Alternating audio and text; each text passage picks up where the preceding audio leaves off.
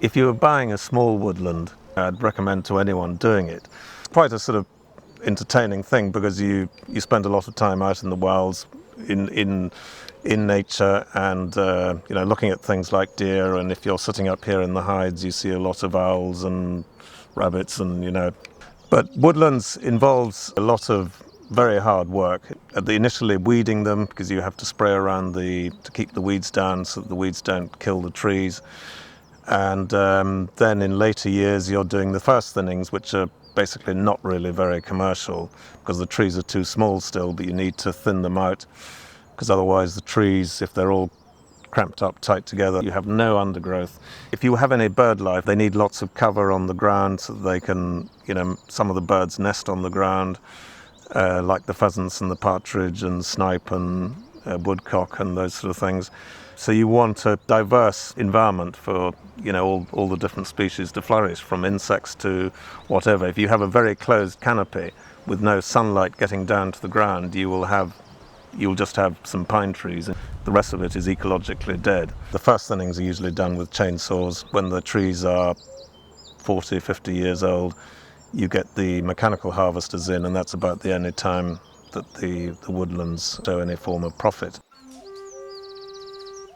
We have used horses on the high ground. You want to protect the archaeology and you want to protect sensitive soils.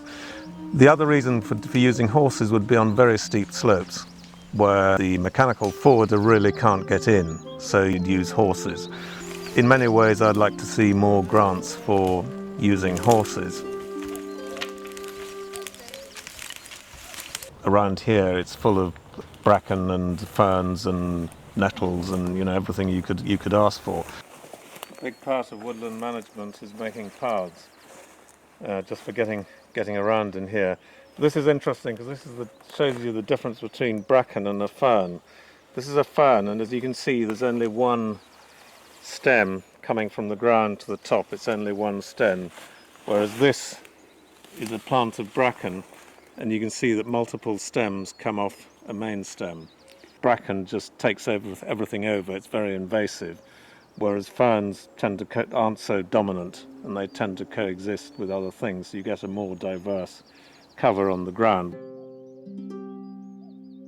If fern is growing, it's a sign of it being an ancient woodland. The fact that there are ferns in this area suggests there's been woodland here for many, many years. The stand is here specifically for the purpose of culling the deer.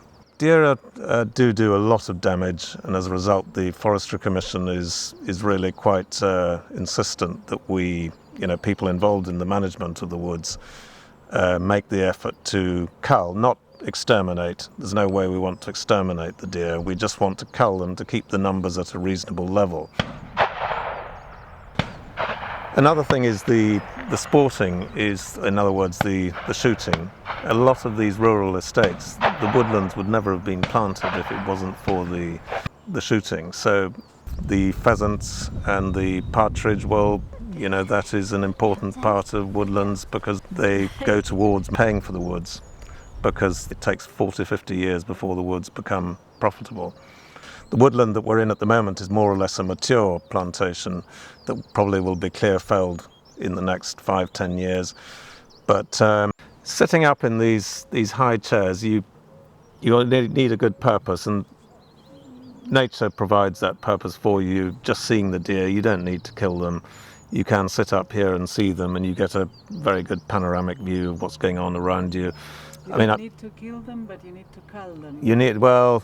That's quite true, but sometimes you can see them and you think, I just don't want to do it. I don't want to kill anything today.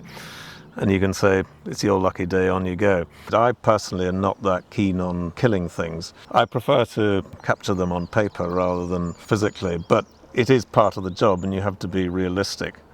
The thing with land and forestry in particular is that it's never short term. It's something that lasts for a lifetime and beyond a lifetime. If I plant a tree, I will never see it in this state now.